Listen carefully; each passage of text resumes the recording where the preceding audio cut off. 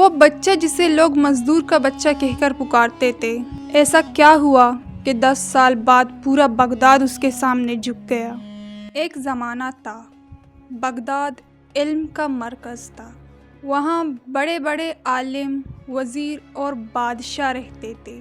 اسی شہر کی ایک تنگ گلی میں 10 سال کا یتیم بچہ یوسف رہتا تھا۔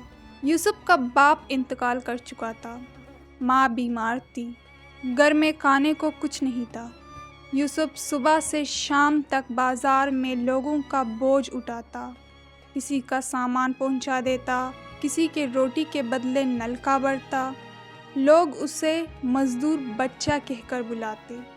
ایک دن بازار سے گزرتے ہوئے شہر کے سب سے بڑے قاضی صاحب نے اسے دیکھا۔ یوسف ننگے پاؤں پسینے میں شراب اور آٹے کی بوری اپنی پیٹھ پر لادے جا رہا ہے۔ بوری اس سے 2 گنی تھی۔ قاضی صاحب نے ترس کھا کر کہا، بیٹا یہ بوری رکھ دو، تم بچے ہو، تم سے یہ کام نہیں ہوگا، میں تمہیں مدرسے میں داخل کروا دیتا ہوں، پڑھ لکھ کر عالم بن جاؤ، یہ مزدوری چھوڑ دو۔ یوسف رک گیا، اس نے پسینہ پونچھا اور مسکرایا۔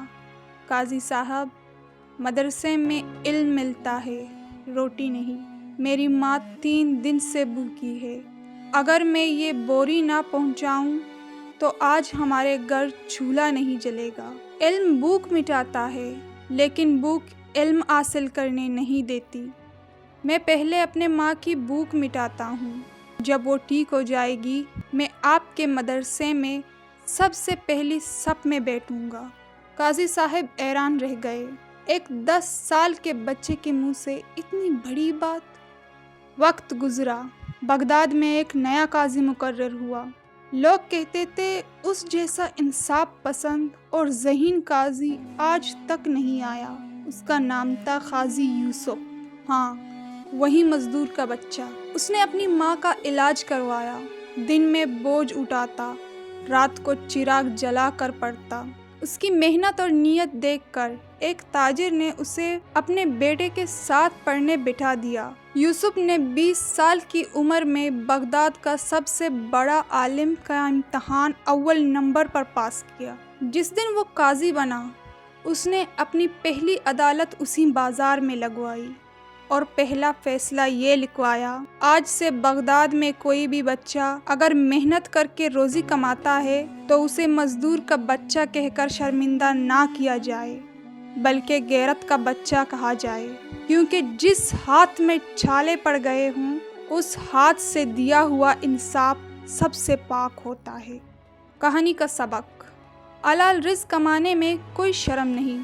نبی کریم صلی اللہ علیہ وسلم نے بکریاں چرائی، پتھر اٹھائے۔ وقت بدلتا ہے، آج مزدور کل کا وزیر بن سکتا ہے، شرط صرف محنت اور نیت ہے۔ یوسف نے ماں کی بھوک کو علم پر ترجیح دی، یہی اصل دین ہے۔ لوگ مزدور کا بچہ کہتے رہے، یوسف نے محنت سے ان کا منہ بند کر دیا۔ اگر تم مزدور ہو یا پارٹ ٹائم جاب کرتے ہو تو سر جھکا کر مت چلو، تم یوسف ہو، تم غیرت کے بچے ہو۔ ہاتھ پر چھالے قسمت بدل دیتے ہیں۔